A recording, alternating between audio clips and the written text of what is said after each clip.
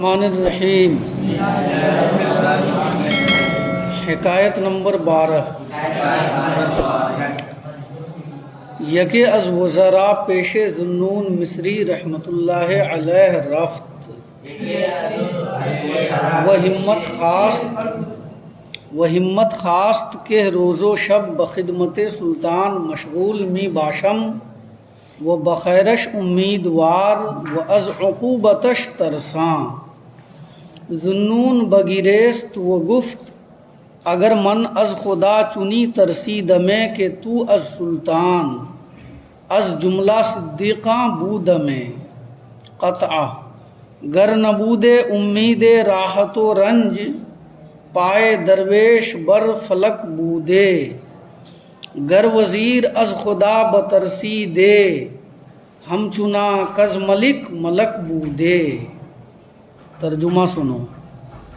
ذوالنون مصری رحمۃ اللہ علیہ کے پاس ایک وزیر گیا، وہ ہمت خواست اور دعا چاہی.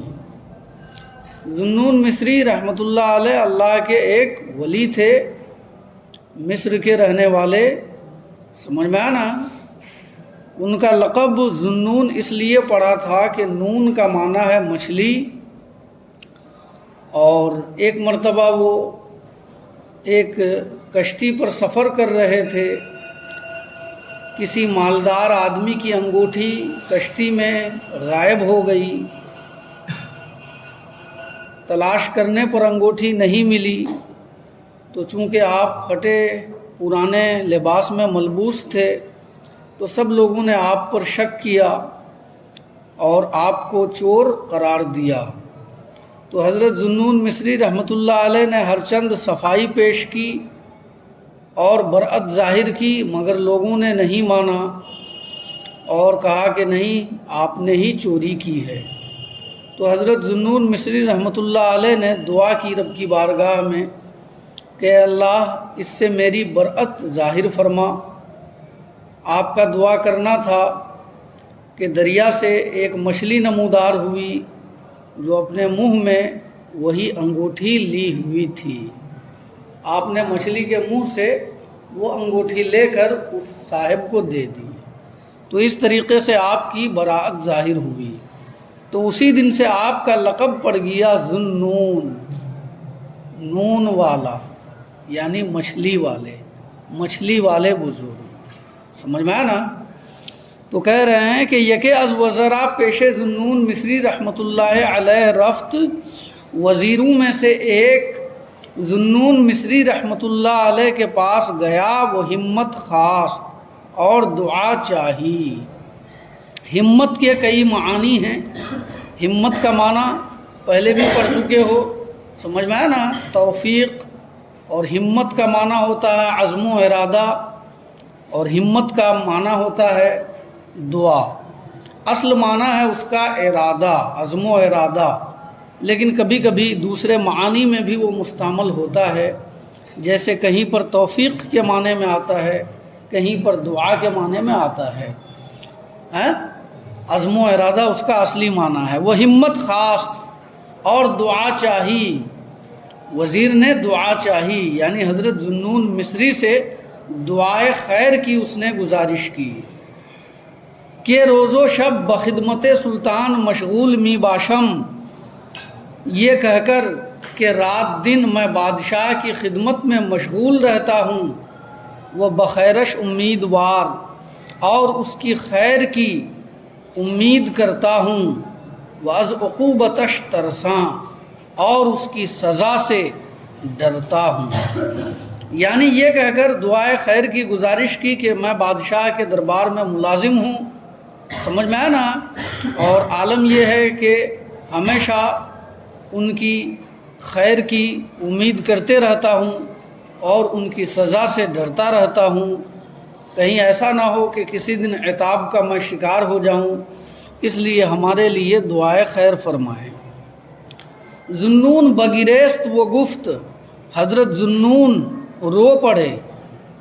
حضرت ذوالنون نے یہ سن کر رو دیا. وہ گفت اور کہا اگر من از خدا چنی ترسیدمے کہ تو از سلطان اگر میں خدا سے ویسا ڈرتا جیسا کہ تو بادشاہ سے، از جملہ صدیقاں بودمیں، تو میں جملہ صدیقین سے ہوتا۔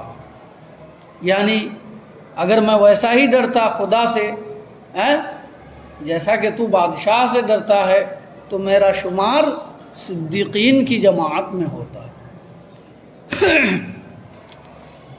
صدیقین، کن لوگوں کو صدیقین کہتے ہیں؟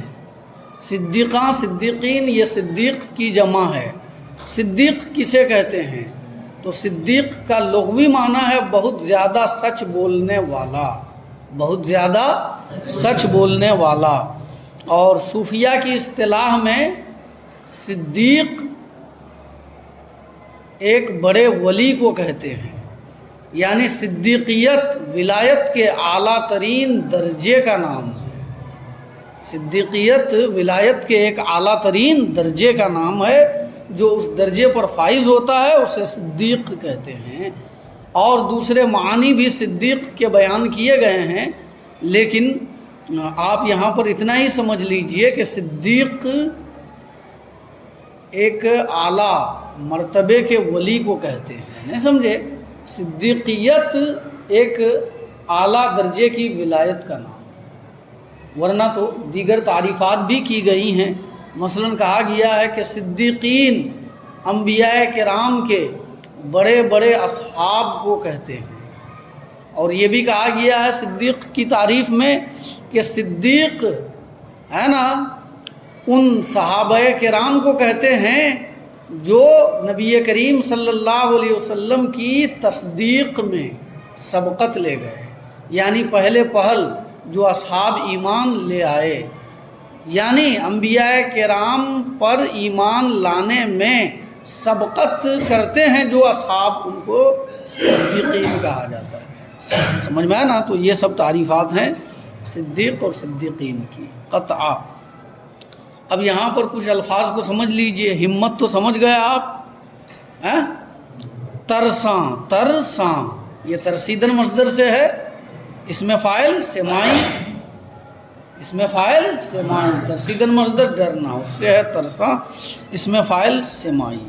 امیدوار، امیدوار کا معنی امید کرنے والا، سمجھ میں آیا نا؟ بودمے، کون سا فعل ہے بودمے؟ ماضی تمنائی، ترسید میں ماضی تمنائی قطعا۔ گر نبودے امید راحت و رنج، پائے درویش بر فلک بودے، اگر آرام اور تکلیف کی امید نہ ہوتی تو فقیر کا پاؤں آسمان پر ہوتا۔ گر وزیر از خدا بترسی دے، ہم چنا کز ملک ملک بودے۔ کیا ہے؟ بترسیدے ہی لکھا ہے نا؟ ہاں، اگر وزیر خدا سے ویسا ڈرتا جیسا کہ بادشاہ سے تو وہ خود بادشاہ ہوتا۔ وزیر اگر خدا سے ویسا ڈرتا جیسا کہ وہ بادشاہ سے ڈرتا ہے تو وہ خود بادشاہ ہوتا۔ تو اس حکایت کو ذکر کر کے یہ بتانا چاہ رہے تھے حضرت شیخ سعدی رحمۃ اللہ علیہ کہ بادشاہوں کو چاہیے کہ وہ دوسروں کی بنسبت زیادہ رب سے ڈریں۔ بادشاہوں کو چاہیے کہ وہ دوسروں کی بنسبت رب سے زیادہ ڈریں۔ سمجھ میں آئی بات؟ دوبارہ پڑھاؤں؟ آسان ہے۔